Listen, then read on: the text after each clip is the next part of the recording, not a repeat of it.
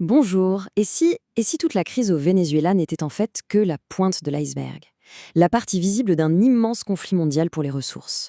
C'est une théorie assez fascinante qu'on va décortiquer aujourd'hui. Une sorte de guerre de l'ombre entre les États-Unis et la Chine, où, en gros, le pétrole s'affronte aux terres rares. Allez, on plonge dedans. Alors, la question qui lance toute cette réflexion, c'est celle-là. Que se passe-t-il vraiment au Venezuela? Pour bien saisir la théorie qu'on explore, eh bien, il faut arrêter de voir le Venezuela juste comme un pays en crise, non. Il faut l'imaginer comme une pièce absolument maîtresse sur l'échiquier de l'énergie mondiale. Ok, voilà comment on va procéder. On part du Venezuela, bien sûr, puis on va regarder la soif de pétrole de la Chine et, en face, la dépendance des États-Unis aux terres rares. Ensuite, on définira ce que c'est, cette fameuse guerre hybride. Et on finira par analyser les coûts des uns et des autres sur l'échiquier. Simple, non? Bon, première étape, le Venezuela. Alors, pourquoi ce pays en particulier?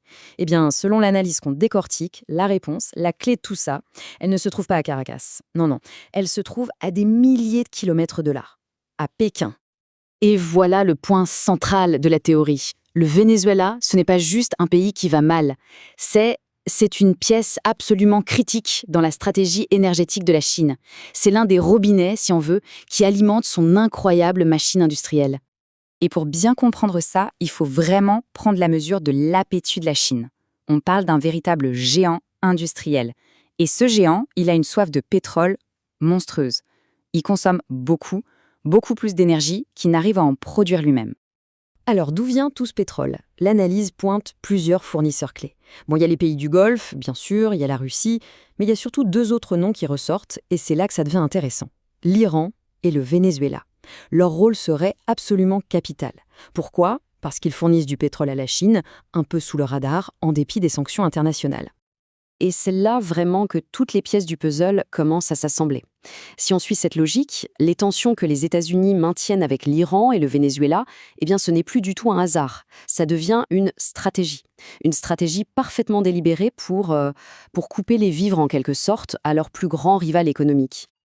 Ok, maintenant, changeons de camp. On a vu le talon d'Achille de la Chine, c'est le pétrole. Mais les États-Unis, eux aussi, ont leur propre talon d'Achille. Et c'est une toute autre ressource, mais qui est tout aussi, sinon plus, critique. Voilà, ce tableau résume parfaitement le cœur du conflit. D'un côté, la Chine a un besoin vital de pétrole, le sang qui fait tourner sa machine industrielle. De l'autre, les États-Unis sont complètement dépendants des terres rares, ces minerais qui sont juste indispensables pour toute la technologie de pointe. On parle des smartphones, des batteries de voitures électriques et même des systèmes de guidage des missiles. Et c'est ça, l'énorme vulnérabilité américaine. Parce que la Chine, elle ne fait pas qu'extraire ces minerais du sol. Non. Le point clé, c'est qu'elle contrôle leur raffinage. C'est l'étape la plus compliquée, la plus technique et la plus cruciale. Et ce quasi-monopole, ça lui donne un levier de pression qui est juste immense. Alors on pourrait se dire, ok, mais les États-Unis peuvent construire leurs propres usines, non? Oui, mais en combien de temps?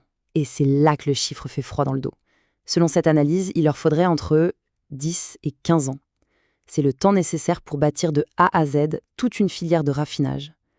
Pensez-y, une décennie, au bas mot, de dépendance totale. Donc si on résume, on a deux superpuissances et chacune tient l'autre à la gorge via une ressource vitale. Alors comment est-ce qu'elles s'affrontent? Certainement pas avec des tanks et des avions de manière classique, non. Et ça nous amène au concept vraiment central de toute cette théorie.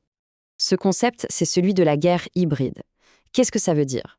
Eh bien, ça veut dire qu'il faut oublier les images de champs de bataille traditionnels. Ici, on est dans une lutte totale, une lutte à mort où tous les coups sont permis.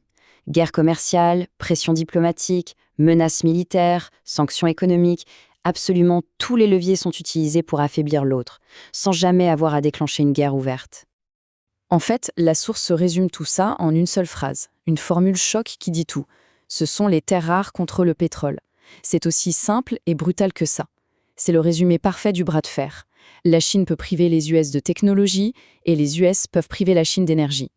Maintenant, regardons un peu plus en détail comment ces stratégies se déploient sur le terrain, sur le grand échiquier mondial.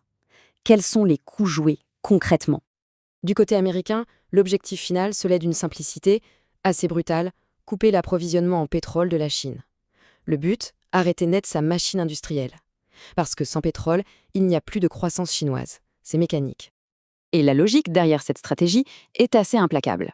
La Russie, c'est vrai, est un allié de la Chine et lui fournit du pétrole. Mais elle ne peut pas, à elle toute seule, couvrir tous les besoins de l'ogre chinois. Donc, en coupant l'accès aux robinets iraniens et vénézuéliens, les États-Unis créeraient une pénurie d'énergie massive pour la Chine, un déficit critique. Ce qui est intéressant avec cette théorie, c'est qu'elle propose une grille de lecture, disons, unifiée et assez radicale. Dans cette optique, chaque mouvement des États-Unis sur la scène mondiale, que ce soit au Moyen-Orient ou même en Ukraine, tout ça serait en fait lié à un seul et unique objectif: freiner, contenir, ralentir l'ascension de la Chine. Et selon cette analyse, on verrait même un grand pivot stratégique américain en 3 temps. Étape 1, se désengager progressivement de l'Europe, réduire l'attention portée sur l'Ukraine. Étape 2, déléguer aux Européens la tâche de gérer la Russie. Et enfin, l'étape 3, la plus importante, concentrer toutes les forces militaires et stratégiques sur le vrai front, le vrai rival, la Chine, que ce soit en Asie ou juste à côté, dans les Amériques. Et tout ça dans un but bien précis: repousser l'influence chinoise de ce que les Américains ont toujours considéré un peu comme leur jardin, leur arrière-cour, l'Amérique latine. Et en même temps, bien sûr, concentrer toute leur puissance en Asie pour faire face à Pékin. C'est un basculement stratégique complet. Et tout ça, ça nous laisse avec une dernière question. Si cette théorie est ne serait-ce qu'en partie juste, ça veut dire que chaque crise internationale, chaque accord commercial, chaque sanction économique, ce n'est rien d'autre qu'un mouvement de pièces sur cet immense échiquier. La vraie question, ce n'est donc pas de savoir s'il y aura un prochain coup, c'est de savoir qui va le jouer et surtout, quelle sera la prochaine pièce à être sacrifiée.